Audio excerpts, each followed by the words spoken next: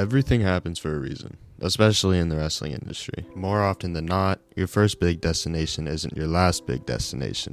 A known example of this is Cody Rhodes, a wrestler born into royalty as the son of the American Dream Dusty Rhodes and brother of Goldust, or Dustin Rhodes. His story going from the WWE to almost rock bottom on the indies, then emerging as one of the biggest stars in wrestling history, is one of the most beautiful in all of wrestling. When it comes to professional wrestling, it's all about timing. R-Truth says the number one thing he tells young talent is that timing is everything. You have to stay ready at all times. Timing seemed to work almost perfectly for the subject of today's video, Swerve Strickland. Swerve seemingly hit rock bottom following a WWE release, but blossomed into one of the biggest stars in the world once he became All Elite, a rise which seemed to be an almost overnight success story. Please join me as today we chronicle the almost meteoric rise of Stefan Strickland, the wrestler known currently as Swerve Strickland.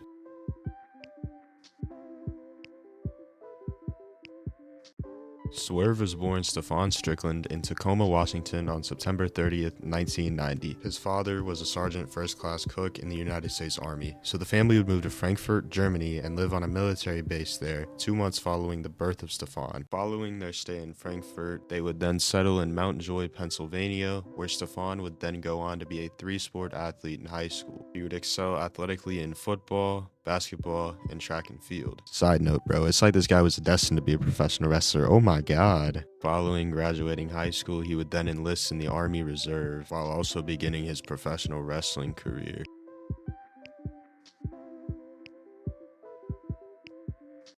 To say that everything was a fairy tale would just be a lie, as he started his career wrestling for various indie promotions, wrestling for the likes of the NWA, ECWA, and WXW before landing in CZW. Strickland would open up on multiple occasions on how being a father of two while also searching for employment was a huge struggle and taking a toll on him. He admitted that he was almost living paycheck to paycheck during this time before he got his first big opportunity with Lucha Underground, one in which finally rewarded his grueling, hard work on the independent scene. The opportunities came flooding in following establishing himself as Killshot for Lucha Underground.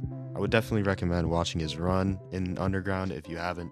There are some cult classics and bangers, and his storylines were always fun. In general, Lucha Underground had some of the best wrestling on the globe. If you enjoy a bunch of folks just beating the life out of each other, like I do, I'd recommend watching Lucha Underground. Back to Swerve. Following his Lucha Underground departure, he was only a year away from his biggest opportunity in his young life.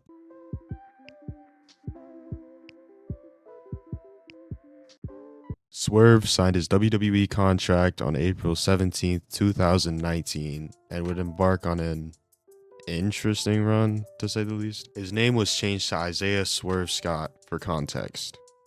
It started off as a lot of runs do, floating around the mid-card until your opportunity arises. See, Swerve happened to get really unlucky with his timing.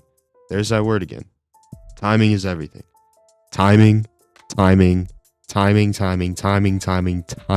everything. His run for Vinnie Mac's Fed was smack dead like in the middle of the pandemic era.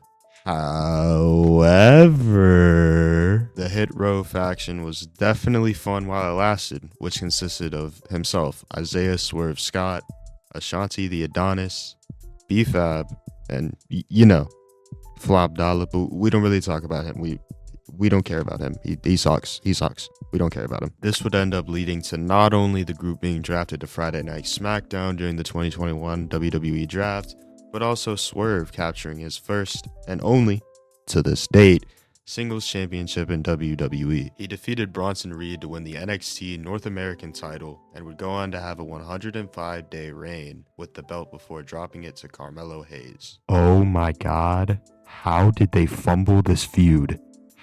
How? I hate you, Vince. To clear up what I said, I most definitely just said I hate you, Vince. Sorry, I just had to stand on business before we got back into the video. Yana. Once again, however, the higher-ups at WWE made the call to release the entire Hit Row stable as they didn't see fit in them. So stupid, but whatever. It's now time for the real rise to begin. Pause.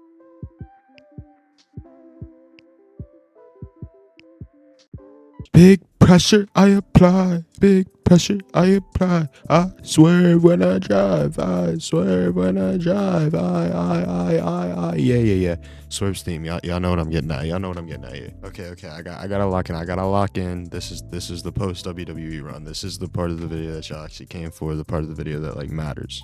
Right. I mean, technically, he didn't go straight to AEW. He spent some time in like New Japan, had an appearance in MLW or a few, but you know, we're gonna skip those because they're uneventful. And in all honesty, they're uneventful. It's beautiful to see such like a great human being, regardless of how horrible he is in storyline. You know, y'all know what he did to Hangman.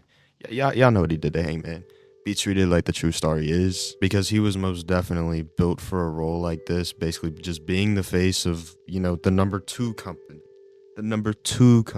being the guy in All Elite Wrestling. Swerve in his young AEW career has already won World Tag Title Gold with Keith Lee, as well as, of course, All Elite Wrestling World Title Gold. As one half of Swerve in Our Glory, he basically just blossomed into this superstar. He blossomed into the star after turning heel. He got a real angy wangy with Keith Lee after Keith Lee didn't use pliers, I think, as a weapon. As I said, that boy is evil. Since splitting from Keith Lee, he formed the Mogul Embassy with Prince Nana and a bunch of other people, and basically just went on this like streak of straight classics. He feuded with the likes of Darby Allin as well as Christian Cage. But the feud we all came for, and the feud that we all know and love, is his feud with Hangman Adam Page. Oh my god, that Texas death match. I hadn't seen it when it like had first happened, you know,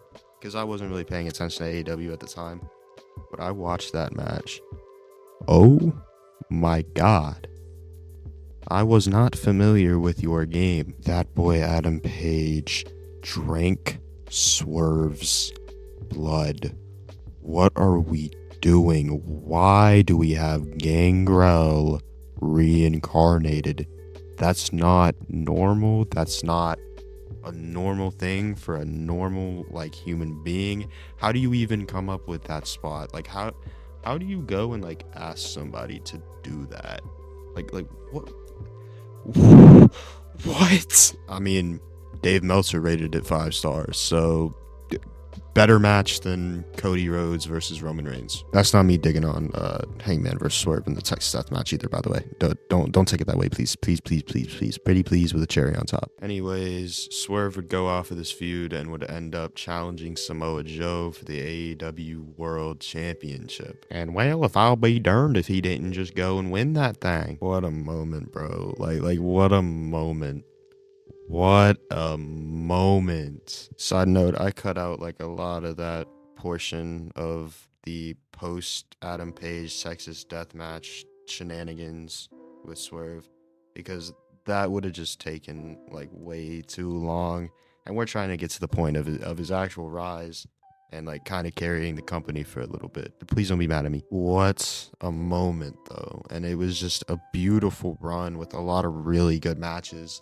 And it actually made me personally, as a huge like AEW like hater, like it made me enjoy the product a little bit. At least the main events that like actually included Swerve. He ended up having a bunch of classic matches with the likes of Claudio Castagnoli or Cesaro.